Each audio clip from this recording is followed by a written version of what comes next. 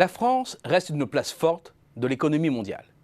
Sixième puissance avec une petite avance sur l'Inde, elle lutte avec le Royaume-Uni pour la cinquième place. Un rang qui devrait d'ailleurs bientôt lui revenir à la faveur de la chute de la livre sterling entraînée par le Brexit. Pour un pays qui rassemble moins de 1% de la population mondiale, dont le territoire représente 0,45% de la surface totale, ce n'est finalement pas si mal. C'est certain, l'économie française a cédé du terrain. Il y a 20 ans, elle se situait en 4e position.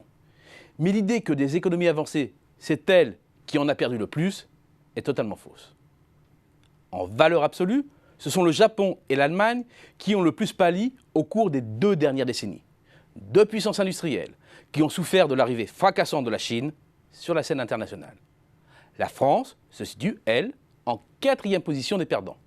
Bien entendu, ce n'est pas le même sens de perdre 1 point de pourcentage quand on représente le quart du PIB mondial, comme les États-Unis, que lorsqu'on en rassemble seulement 5%. C'était le cas de la France au milieu des années 90. Mais même ainsi redressé, le déclassement de l'économie française est à relativiser. Et pourtant, le diagnostic le plus souvent posé est celui d'un pays qui tombe, voire qui sombre.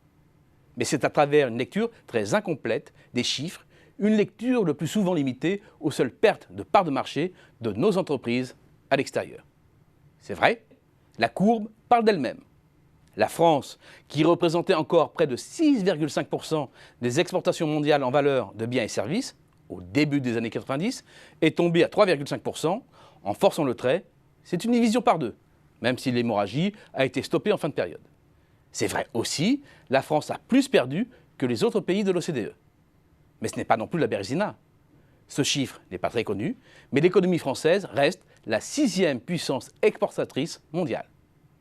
Certes, nos entreprises ne jouent pas en première division, un club très fermé constitué d'un trio formé de la Chine, des États-Unis et de l'Allemagne. Mais c'est une vision trop réductrice de la puissance économique d'une nation.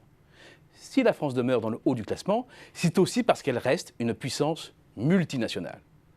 Au sommet de la hiérarchie mondiale, elle place encore 29 grands groupes dans le top 500 du classement du magazine américain Fortune, ce qui la situe entre le Japon et l'Allemagne. Mais avec une densité plus forte que les autres pays, puisqu'on dénombre un géant économique pour 2,2 millions d'habitants, c'est plus qu'aux États-Unis, capitale du capitalisme mondial. Surtout, les champions français sont souvent leaders mondiaux dans leur domaine d'activité. Danone dans l'agroalimentaire, Vinci dans le BTP, Essilor dans l'optique, les exemples ne manquent pas. Mais avec une caractéristique forte, nos grands groupes produisent massivement, directement, à l'étranger.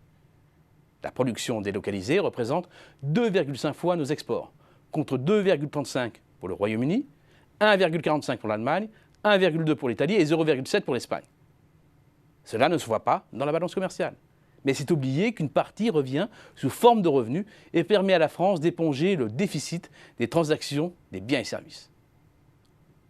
Enfin, dans le panorama mondial, la France reste attractive. Selon l'Actuced, la France accueille avec près de 800 milliards de dollars sur son sol le 7e stock mondial d'IDE entrants. Et Paris est la 2e ville mondiale derrière Tokyo pour ce qui est de l'implantation de sièges sociaux de multinationales. Elle en accueille près de 500. La France reste une place forte de l'économie mondiale. Bien entendu, cette position est attaquée. Et la politique de l'autruche serait la pire, tout comme nier nos atouts.